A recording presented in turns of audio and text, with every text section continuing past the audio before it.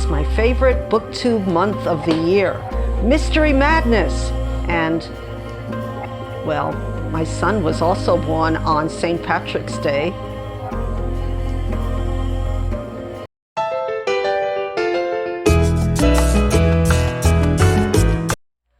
Hi booktube, it's Marilyn MM doing MMM, March Mystery Madness. This is my second March Mystery Madness, and when I found out that there were people like me who love the genre, I was very excited, and I've been adding people who are hosts to my subscriber list, and I've made a lot of good friends, one of which is Janelle from Too Fond of Books. And I should start with saying that I read mysteries every month. And last month I read with Janelle Taken at the Flood.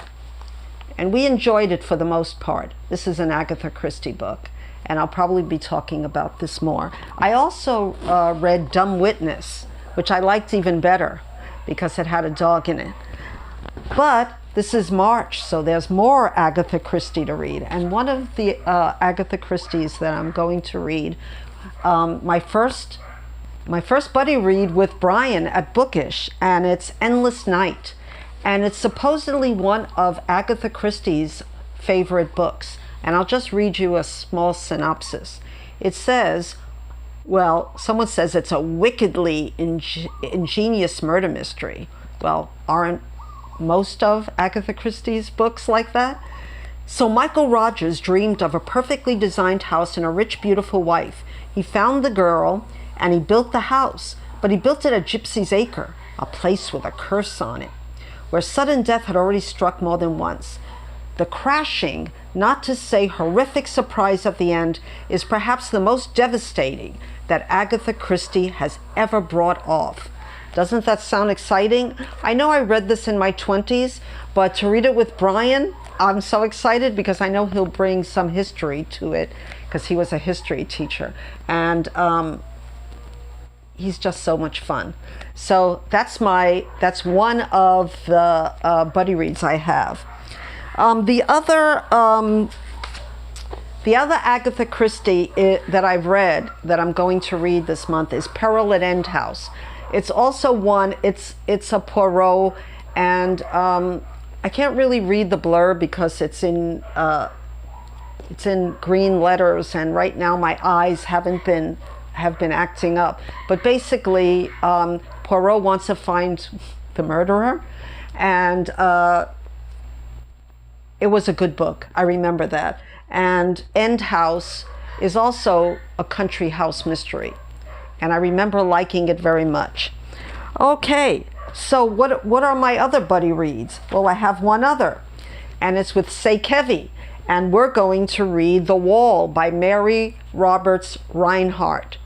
And she's been really excited for me to try Mary Roberts Reinhardt, and I read one, I think it was last month.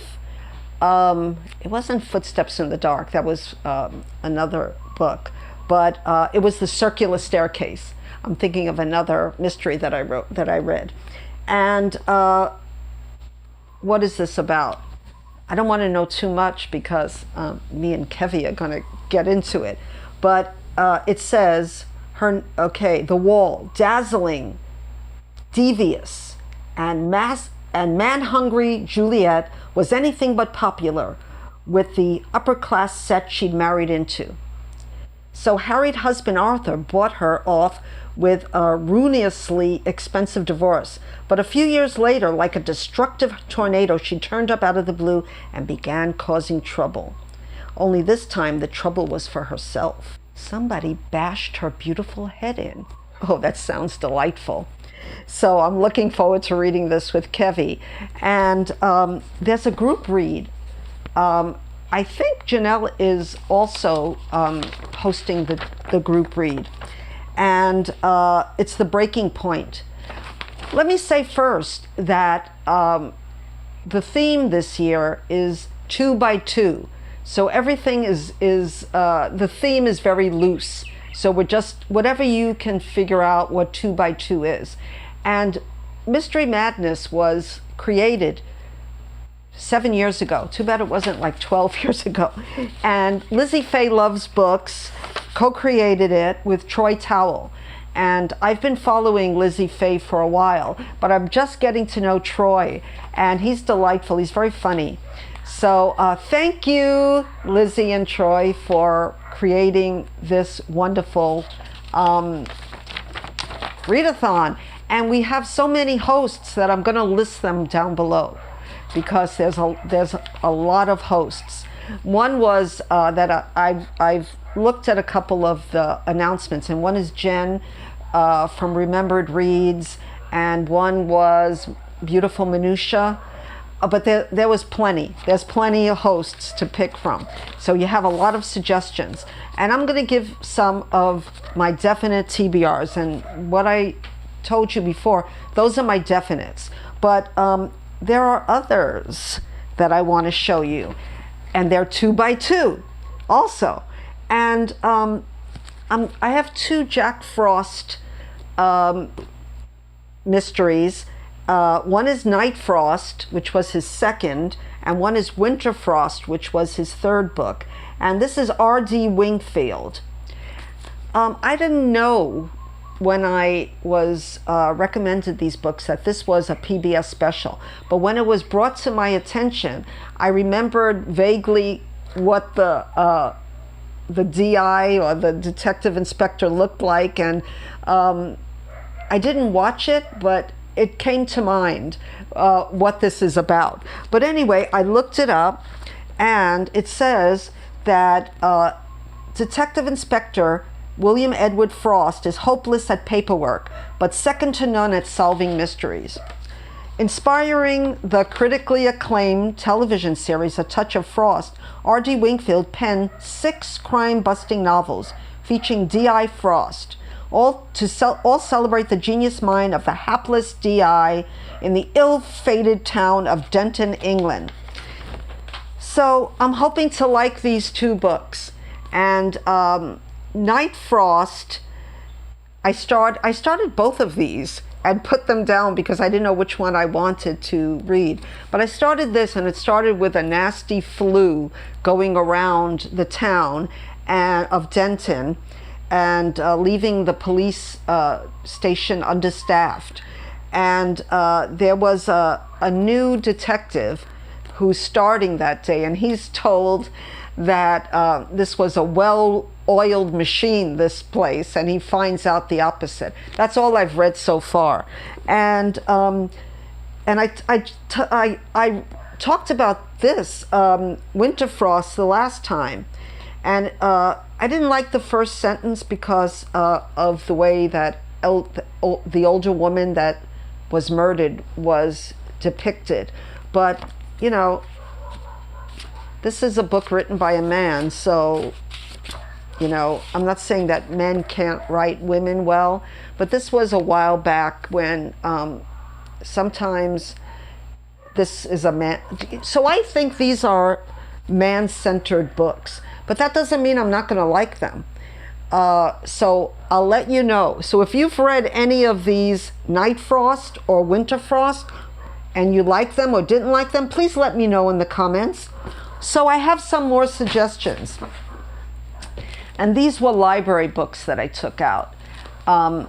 So I was a big fan of Louise Penny.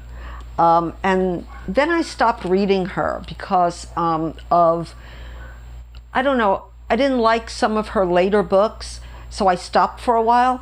But I'm going to start again with Kingdom of the Blind.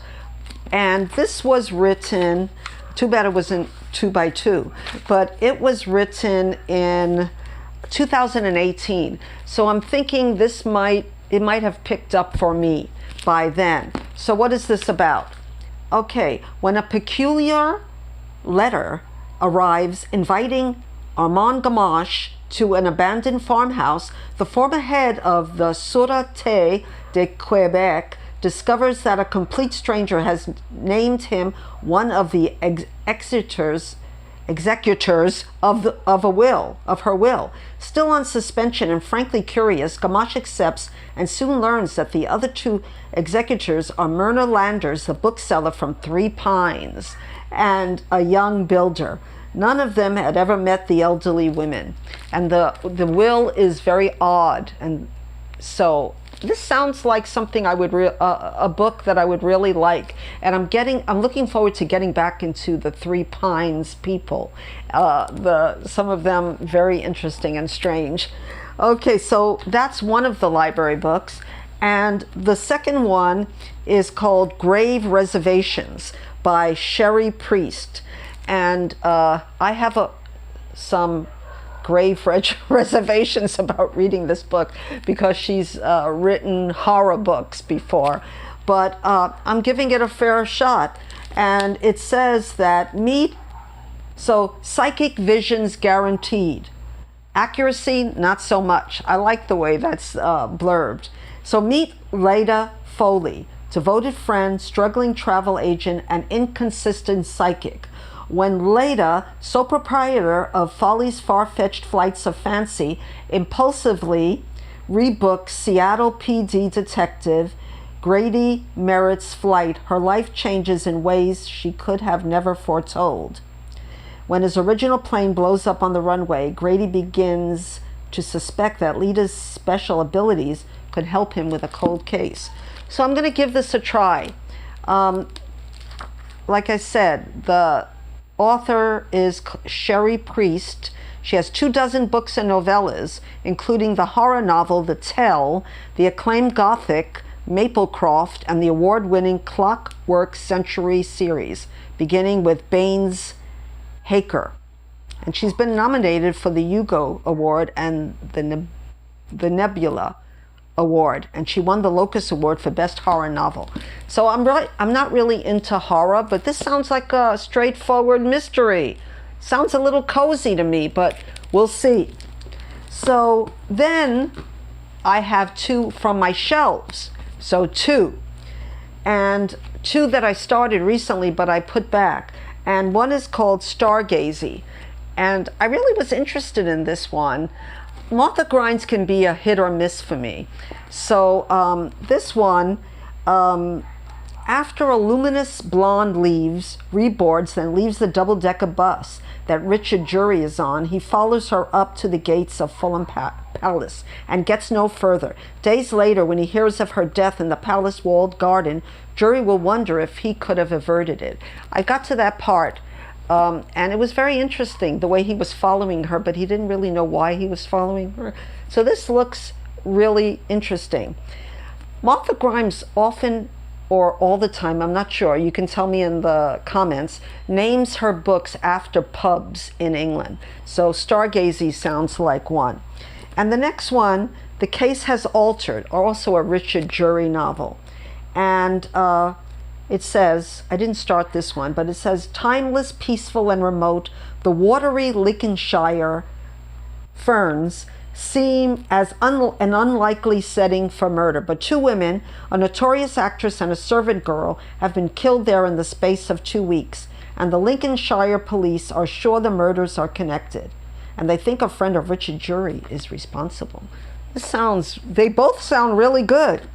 So, I'm going to be back with more suggestions and recommendations, and also thoughts about mysteries during this month. So I hope I get to all these books. I don't think that I will, but I'm definitely going to get to the ones that our buddy reads. And probably if I like them, I will continue. If I don't like them, I'll put them off again.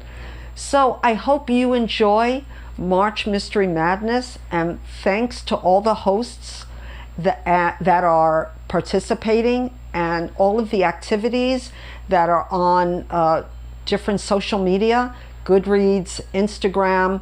I'm not sure if I'm going to be able to participate in all of them, but I love mysteries. They take me out of everyday life more than any other genre.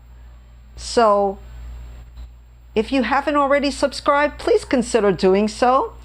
I'll have a lot more mysteries coming up for March Mystery Madness, as well as other books that I'm reading. There's the Irish readathon going on, and I've already got my ideas about that one. So this is a big month for readathons. So until we meet again, my friend, please check the notification for more baby boomer booktuber stuff. Aloha.